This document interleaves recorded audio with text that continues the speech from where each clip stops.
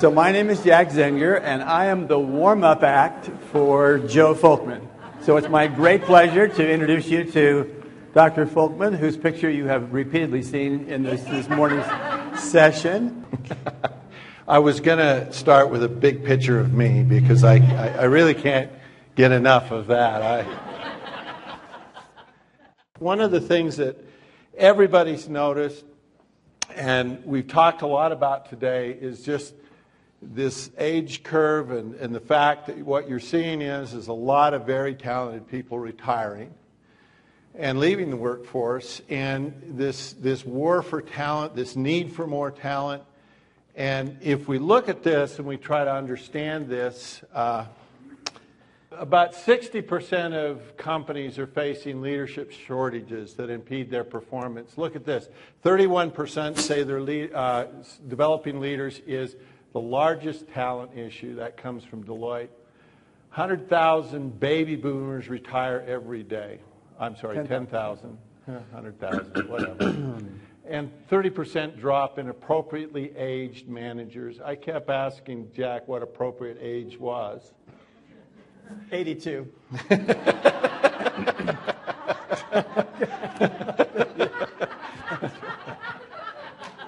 So now you know. That would be an appropriate age to start planning your retirement. There's an urgent need for talent. The solution, there's really two options here, right? Go steal it from somebody else or find it internally. And we think there's a couple of ways that you can identify individuals. It's like that rock appearing all of a sudden. You didn't see it, but it's really there. We're going to talk about that and identify individuals that are capable of stepping into those roles. And we can also accelerate their performance or their development process by getting them up to speed so that you can utilize them. So, there's three potential groups here, and one is women.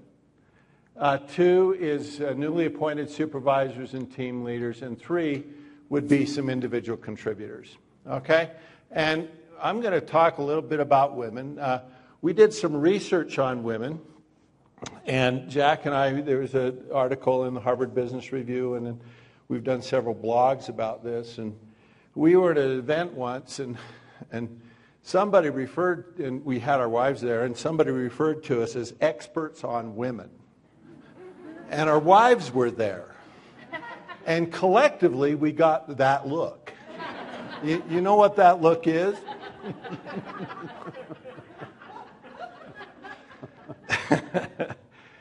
So we're sort of experts on women in everybody's mind except for two, and keep that in mind.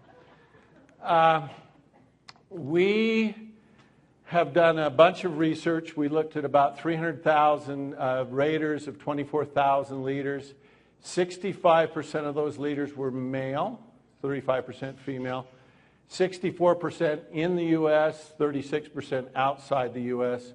What we're going to look at is percentile scores where we rank people relative to others and show you the relative rating. So you guys tell me, who's a better leader, men or women? Oh, God. Here's the data. Men, 49.6 percentile. That is very close to the 50th. Yeah, we're almost average. You ready? Here's women. 52nd. Oh, my God. Isn't that amazing? Now, that is not a huge difference, but it is statistically, or as some of you, when you took stat class, might refer to that as sadistically significant.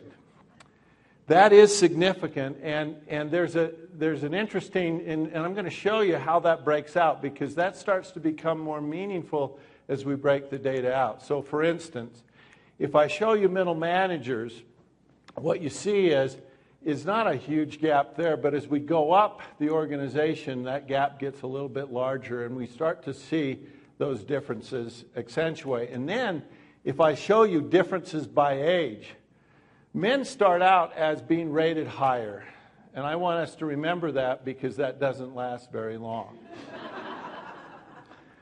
And, you know, that's about 31 years. We go down here, and what you see is this, it's just like a rock. Look at that. But women, you know, they sort of, you know, bounce up, and then you can see they're staying above the 50th percentile. Age does enhance their leadership ability. And as you get out there, you know, you get a maximum, you get an 8-point difference in leadership effectiveness between men and women. And as you look at that across the 16 competencies, what we found is that 10 of the leadership competencies show significant difference between males and females. Now, initially, we thought, well, women would be more nurturing, right?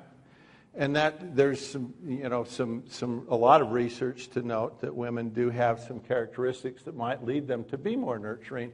And in fact, that's true. You can see some of these competencies like building relationships and developing others and collaboration and teamwork.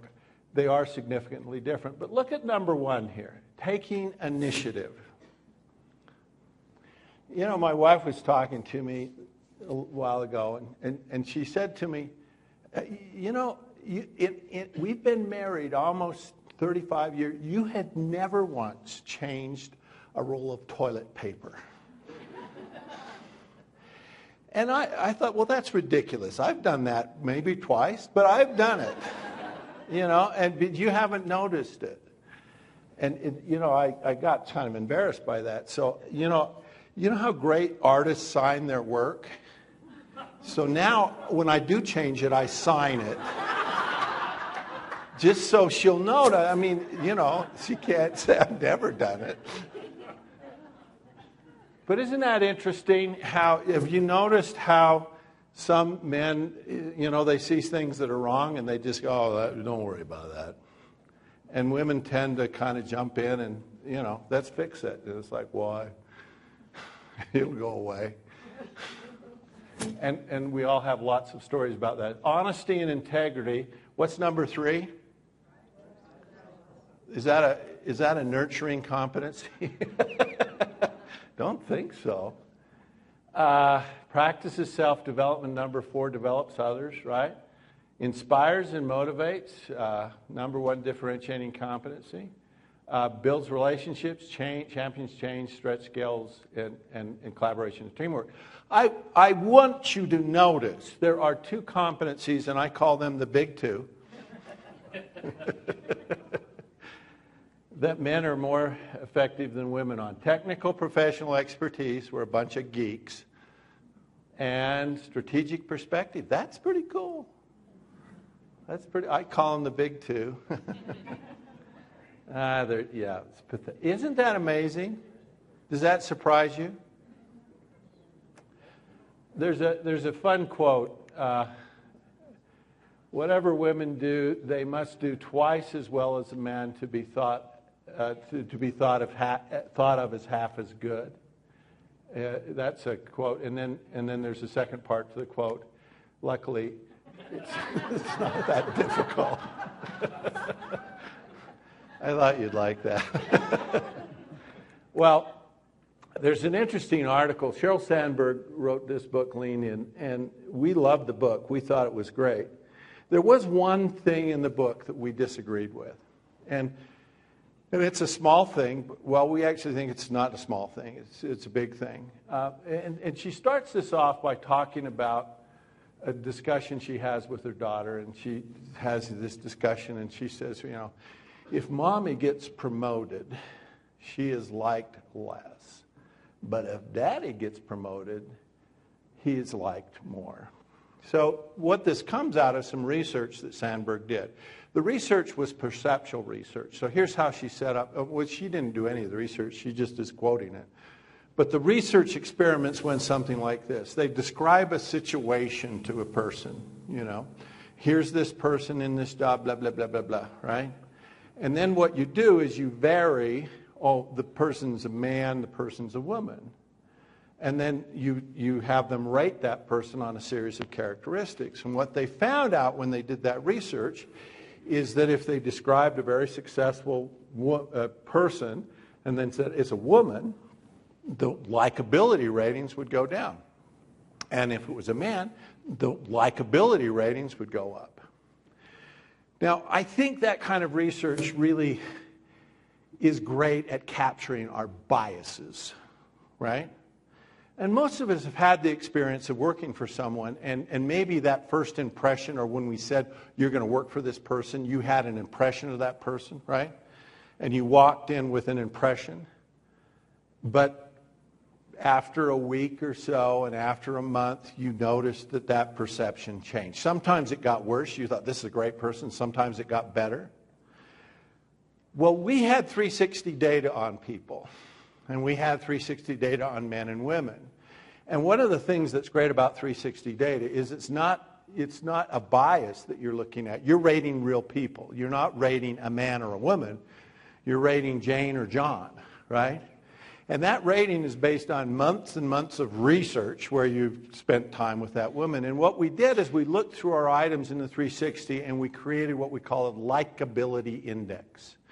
And they were items that, when we asked the question, if you responded positively to that item, would that person be more likable or less likable?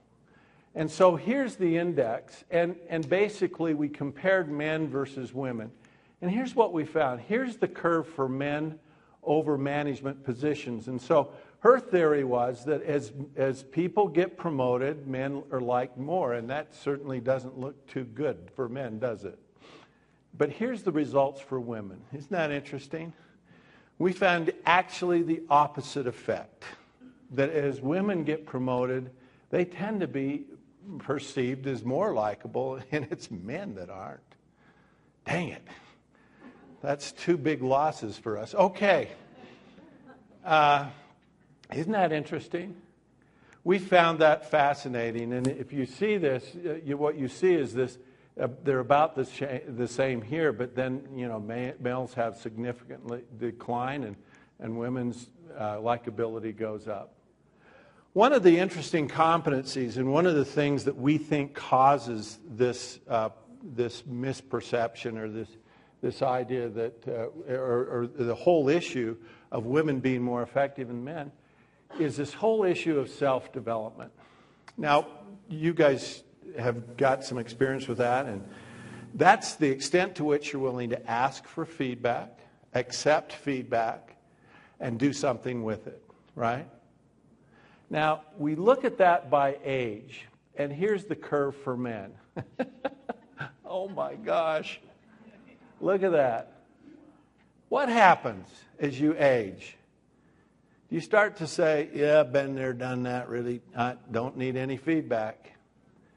But look at the difference for women. I mean, they sort of go down too, but they stop here and they continue. And we think that's one of the big differences. And I guess if there's a moral to this story, we think, and it's our belief, that women are an underutilized asset in your companies, right? That if you're under the assumption that a man is going to be a better leader than a woman, you may be wrong. And our data seems to suggest that women can be very effective, in fact, incredible leaders. Now, not every one of them, because we found that some women were among the worst leaders, right? Or some men were among the worst. But on average, if you're a betting person, the tendency is that women are a good bet. And so we think that's a hidden talent pool. And what you see is that big difference between men and women. So women actually make up more than half of the workforce, and as you move up in the organization, fewer women are promoted. And what you see is this terrible thing that when the new hires, about 53% are women. As you get up to CEO, about 3% are women. So that's a hidden talent pool and one that you can take advantage of. And again, the current situation, the percentage of women in higher level positions is not changing. There's two forces that seem to run counter to each other. One is, as women move higher, the more they aspire to senior positions, but aspirations for senior positions decline with age. And so as you get older, you start saying, I don't want to put up with that. I'm not willing to do that. So I think there's a time when we can promote women that really will accept those positions and take them. One hidden talent pool, what is it? Women. Now don't forget the men totally. Jack, take us through the other two. I think you've heard us say that many of the good ideas that we have and we publish often come from you, our clients. And the one I'm about to talk with you about is an example of that. So I think it was maybe 2 or 3 years ago, we were doing a little case study on one of our clients, the Symantec Corporation. A lot of you are familiar with Symantec that make the security software. They had done, we thought, a particularly effective job at creating an overall comprehensive leadership development program for their organization. And we were writing up a little case study about them that we could publish. And I was having a phone conversation one day with the lady who was in charge. And I said to her, Sandy, if you were doing this all over again, what would you do differently? And without hesitation, she said, we would begin much earlier. So we thought a little bit about that. And we looked at the data that we have. So as you know, we have this large body of 360-degree feedback data. And for it, we have demographic information. So we know the age of the participant who was going through, who's being assessed by various subordinates and peers and manager. And what we found really interesting was that the average, the age where people were receiving 360-degree feedback, when they first participated, you see that the average age of all the people going through as participants essentially was 42 years of age. And as you move down to a younger age, you see obviously fewer and fewer people being involved. And look at the large number of people who are in their 40s, their 50s, and even some 60 and over who are participants in the leadership development process. Now, what we know about those two populations, or those two groups, is that the managers, on average, are about 42 years of age, that supervisors, on average, are around about 33 years of age. And so as you kind of just make the mental calculation, what would you conclude from this? What do you deduce from this? Anybody? What do you deduce?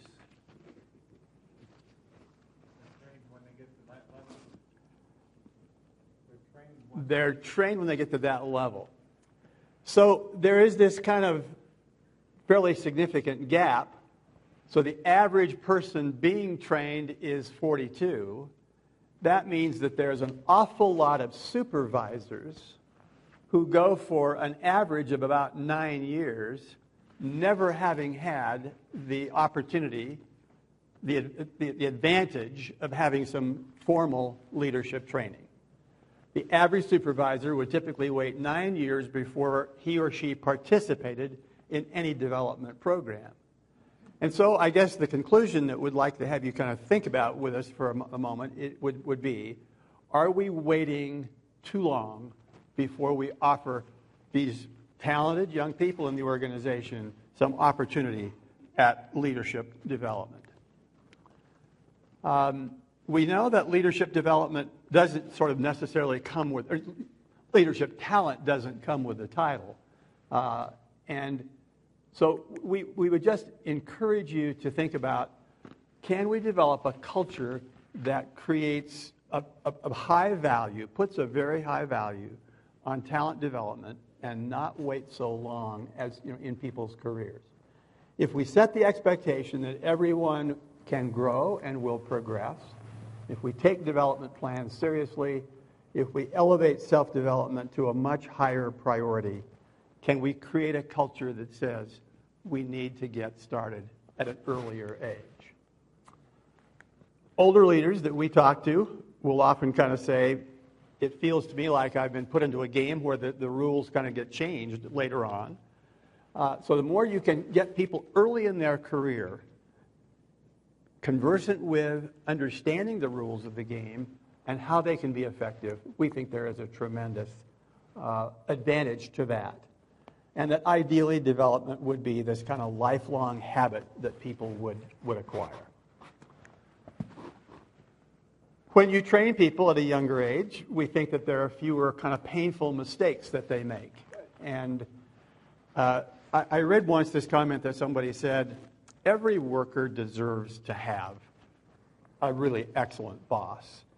And if we believe that, then are we kind of being a little bit irresponsible to, on average, have supervisors appointed who go for the first 9 years of their career as a supervisor, never having any formal development, and hoping that, if they've worked for a good manager, they've probably acquired some good ideas and some good skills and some good habits.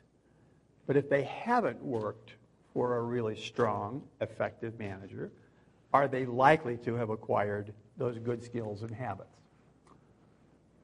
We all know that learning by trial and error causes a lot of mistakes, and up until now, we kind of almost rely totally on the luck of the draw of having our supervisors have seen in their career some really good role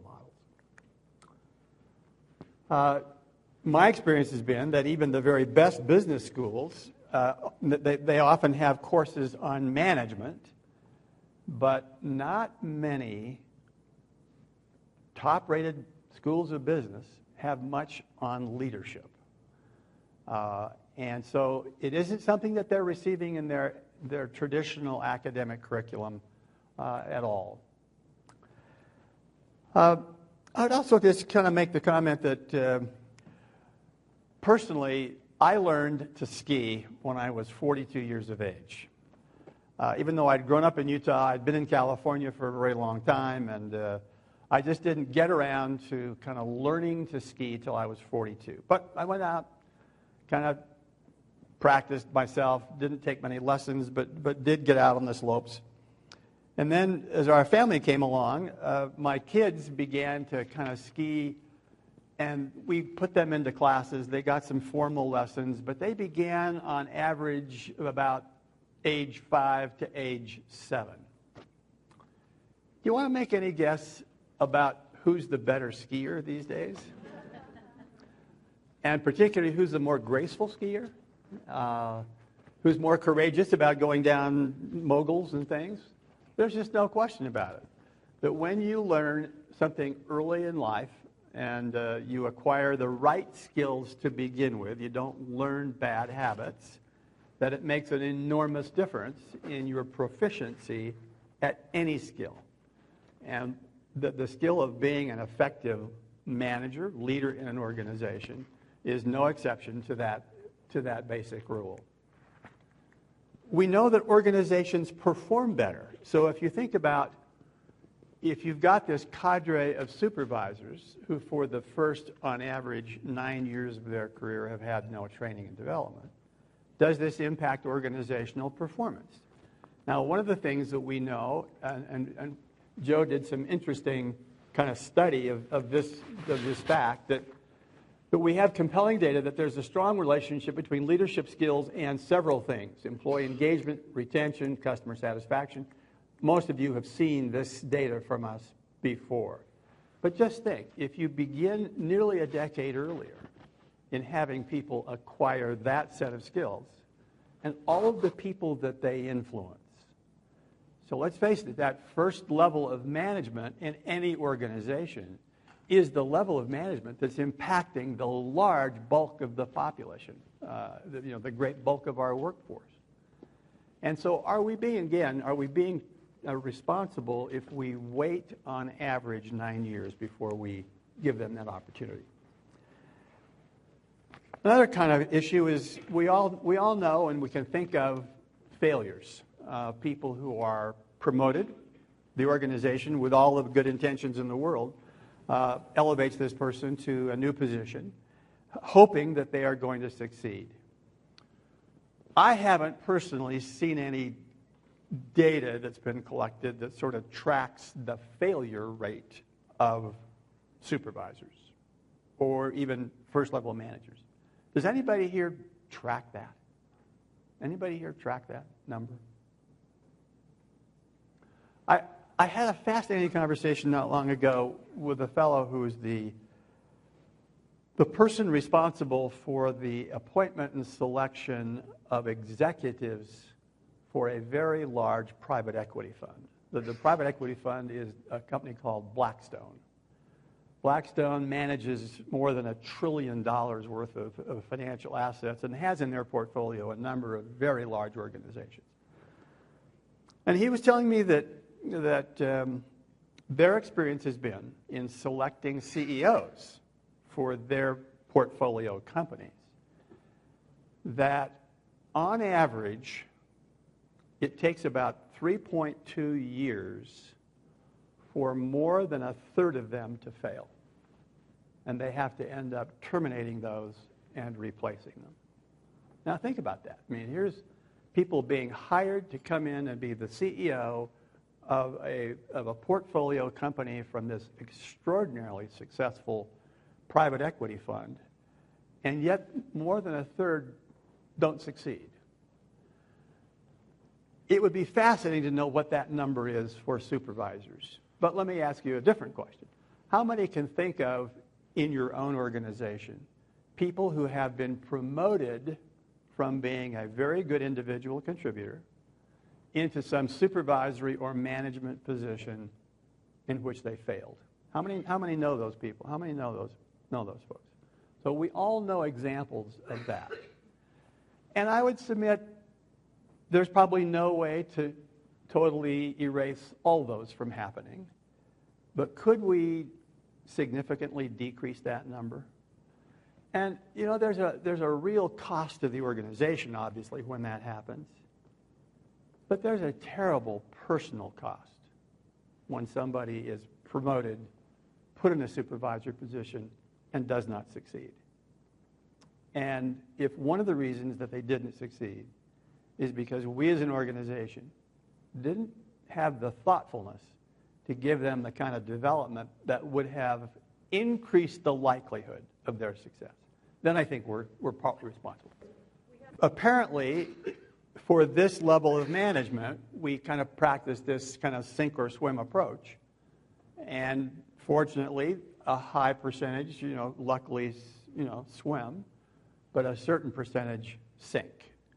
And with a cost to the organization and a huge cost to the individual. And if we could avoid those, that would be an important change.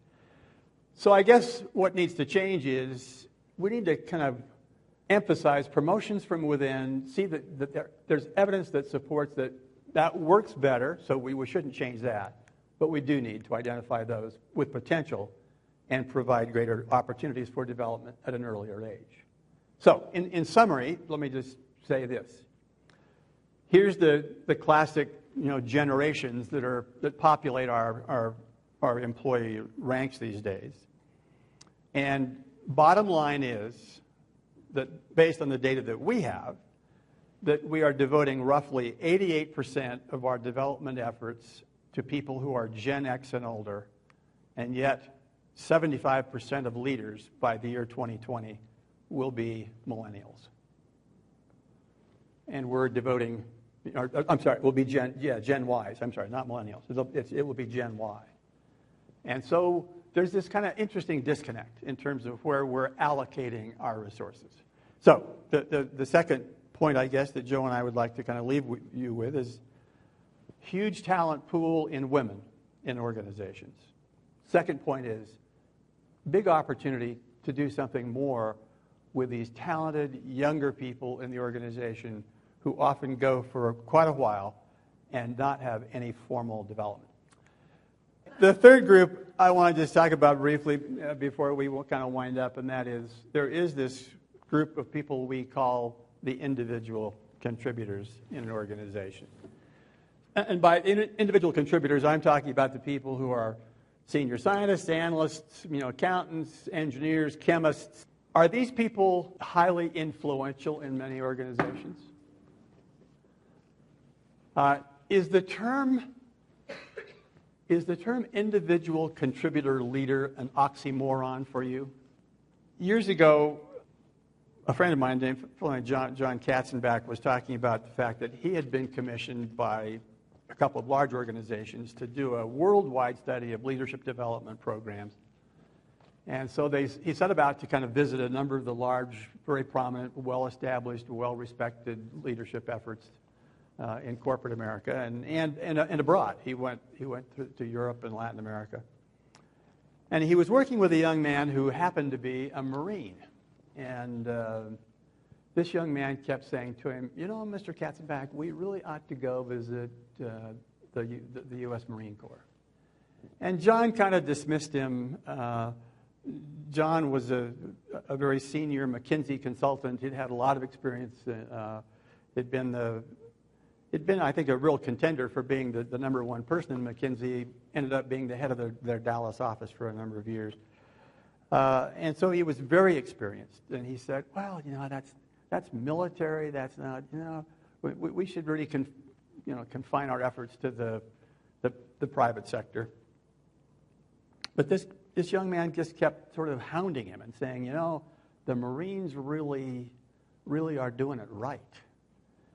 So finally he said to this young man, okay, he said, call him up, schedule, we'll be there for 4 or 5 days, make the arrangements and we'll go.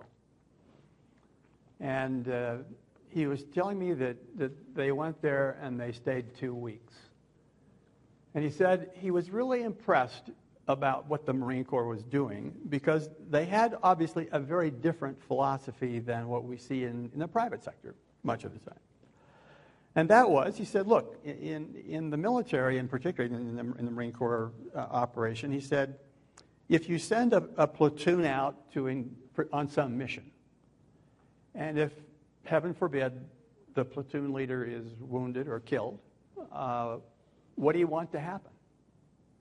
You want somebody that's right next to him to step in and take over and lead the charge and continue on. You don't want the mission to fail. And so, as a consequence, the Marine Corps takes very seriously this notion of training leaders at every level.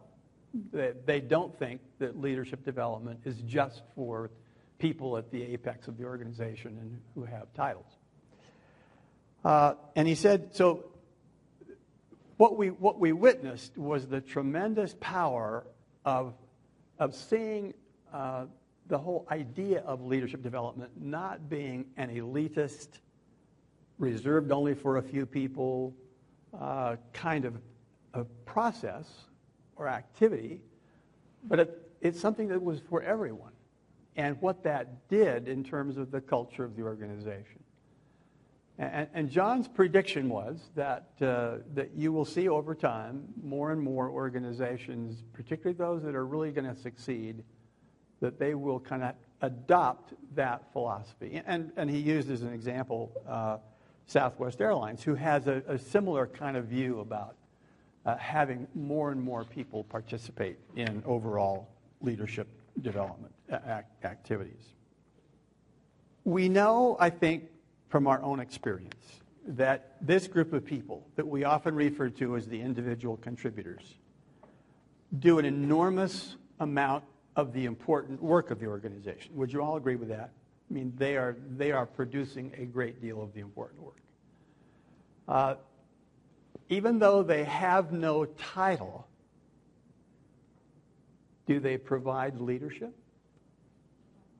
What do they do that you would describe as leadership? Give me some examples.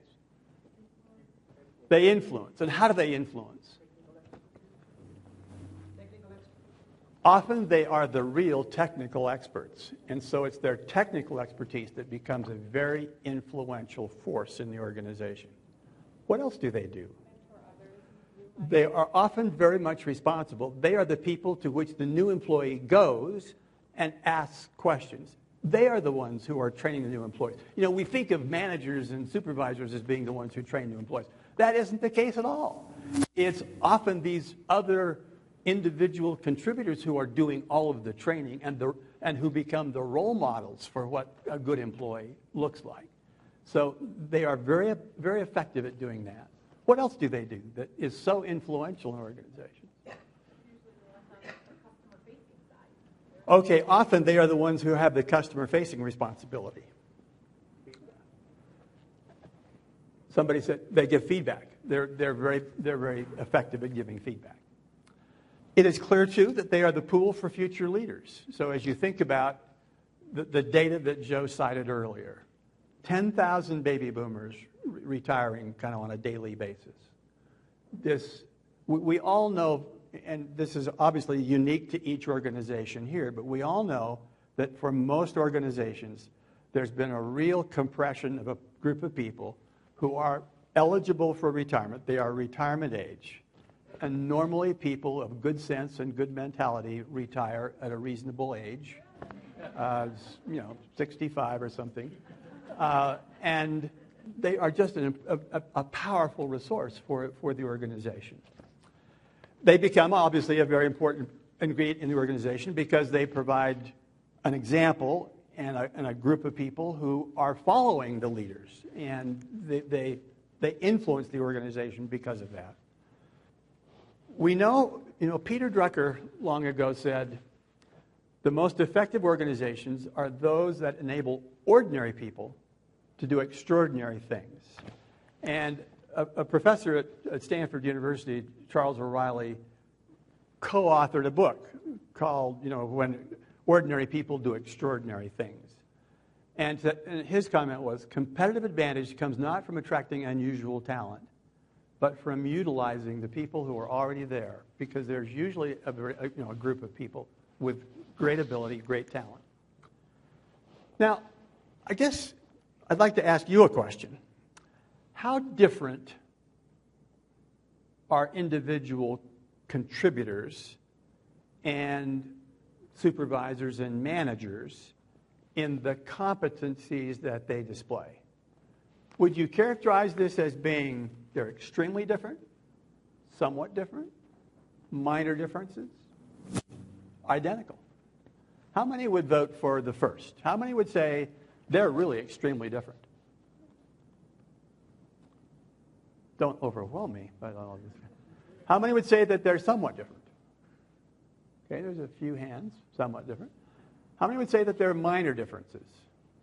Okay, a lot of you there. How many would say that they're identical? Okay, nobody. One or two people said they're identical. Okay. Well, obviously, this is somewhat of a subjective call, but as some of you know, we have for some time had a product that we've provided for actually a fairly small number of organizations. The product is called the Extraordinary Performer. It involves a 360-degree feedback instrument, which has about the same number of items as the one that we use for the Extraordinary Leader. We've done this program specifically for clients who were concerned about this group of people. It happens that the clients that have used it the most happen to be in the natural resources world. They're the oil companies and people in the natural gas world. But they wanted something for this group because they saw them as being so important for the long-term health of the organization. So we have this data about the competencies that are highly correlated with successful individual contributors, and we can somewhat compare it with the competencies that are effective and required for people who are, managers. What we find is that from my perspective, the differences are quite minor. That the slight differences are that the individual contributors have slightly lower scores on three things. They're lower on strategic thinking and building relationships and on setting stretch goals. They have higher scores on, what would you guess? Technical expertise, good job, and taking initiative. But I tell you that based on the data that we have, that's it. The individual contributors on virtually every other dimension line up extremely similarly to the supervisory and managerial group of people in the organization. So how can we best develop this group? My answer would be virtually the same way we develop managers. I mean, it's not a different development process. Multi-rater assessment with feedback, helping them see if they've got any fatal flaws that are getting in their way, but then fundamentally helping them identify their strengths, provide them with some coaching, provide them with some opportunities for other kind of development experiences. It's the very same process that we see really working effectively for the managerial group. So that's the message that we wanted to share with you, that organizations, and by the way, retention of this group of people then is obviously very important. And one of the reasons why these clients who are doing the Extraordinary Performer Program with us, one of the reasons they came to us and wanted to do this was because they were very concerned about the retention of this group. That the loss of a petroleum engineer, the loss of a senior chemist, the loss of a senior, MD researcher is really a big loss to the organization. And they wanted to do things that would show them, hey, we care about you, we care about your career progress. If you continue to make the choice that you want to be an individual contributor, that's great. We want to see you, though, continue on your development, because that's how you will be able to kind of get further salary increases and ensure your career on a long-term basis in the organization. They are vulnerable if they're not cared for, and their work they need to have meaning and purpose and opportunity, just like the supervisors and managers do. All right. Hey, thank you very much. We've enjoyed this time with you, and see you again.